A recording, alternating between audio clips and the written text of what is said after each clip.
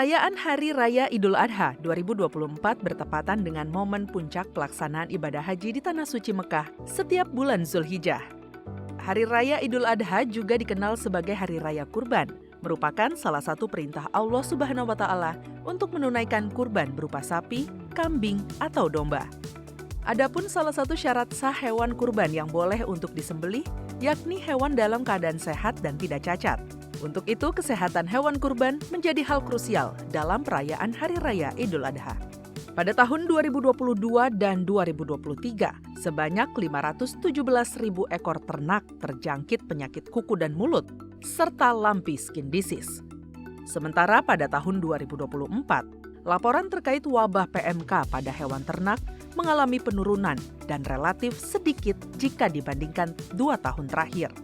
Ketua Komisi 4 DPR RI Sudin mendesak Kementerian Pertanian untuk memperketat pengawasan hewan kurban, terutama pada daerah dengan jumlah kasus yang tinggi seperti Boyolali dan Pasuruan agar tidak tersebar ke daerah lainnya.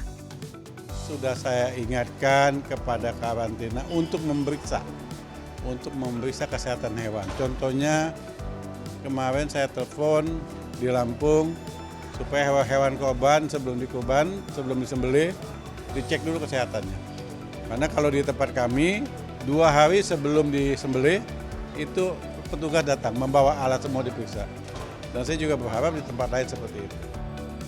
Berdasarkan data Direktorat Jenderal Peternakan dan Kesehatan Hewan Kementan, kebutuhan hewan kurban secara nasional sebanyak 1,97 juta ekor, sementara ketersediaan saat ini mencapai 2,06 juta ekor. Sementara setiap tahunnya, jumlah kebutuhan hewan rata-rata mengalami kenaikan 3 hingga 5%. Untuk itu, anggota Komisi 4 DPR RI Andi Akmal meminta pemerintah lebih ketat mengawasi kesehatan hewan ternak, khususnya terhadap sapi yang bersumber dari impor. Ia meminta Kementan bekerja ekstra untuk memastikan setiap hewan dalam keadaan sehat demi melindungi masyarakat dari wabah PMK. Ini kan saya kira menjadi standar ya, bagi bukan hanya impor sapi bakalan, tapi dalam negeri juga bahwa dari Kementerian Pertanian dalam hal ini Dirjen Peternakan Kesehatan Hewan harus memastikan dan pemerintah daerah bahwa sapi-sapi yang akan menjadi kurban Idul Adha ini bebas PMK. Dan saya kira sekarang sudah terkendali ya daripada penyebaran virus PMK. Berbagai strategi pencegahan wabah PMK pada hewan ternak telah dilakukan Komisi 4 DPR RI melalui kunjungan spesifik ke beberapa peternakan di Bangka Belitung dan Sulawesi Selatan. Anggota Komisi 4 DPR RI Endang Setiawati menilai, sebagai langkah pencegahan, Dinas Pertanian dan Ketahanan Pangan atau DKPP di daerah perlu melakukan sosialisasi dan pemeriksaan kesehatan hewan kurban hingga standar operasional prosedur terkait penyembelihan hewan kurban. Adapun SOP penyembelihan hewan kurban mencakup aspek kesehatan hewan hingga tata cara penyembelihan yang benar serta pendampingan dokter hewan untuk memastikan kesehatan hewan kurban.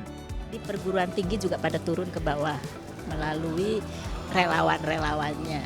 Nah, tapi dari Kementerian Pertanian, khususnya dari Direktorat Jenderal PKH, harusnya sudah punya SOP-nya. Dan juga ada Perda, peraturan daerah, yang mendorong untuk ada tadi memeriksa kesehatan hewannya. Kemudian idealnya umur berapa. Itu harus ada SOP yang disosialisasikan ke setiap masjid, tetapi SOP-nya nggak pernah dijelaskan. Misalnya umur korban, terus harus ada dokter hewan atau selain dokter hewan mestinya ada relawan lah yang menjelaskan bahwa hewan itu sehat atau sakit. Pemeriksaan hewan kurban termasuk pemberian vaksinasi secara rutin serta pendampingan penyembelihan hewan kurban merupakan tanggung jawab pemerintah untuk menjaga masyarakat dari penularan penyakit kuku dan mulut hingga antraks.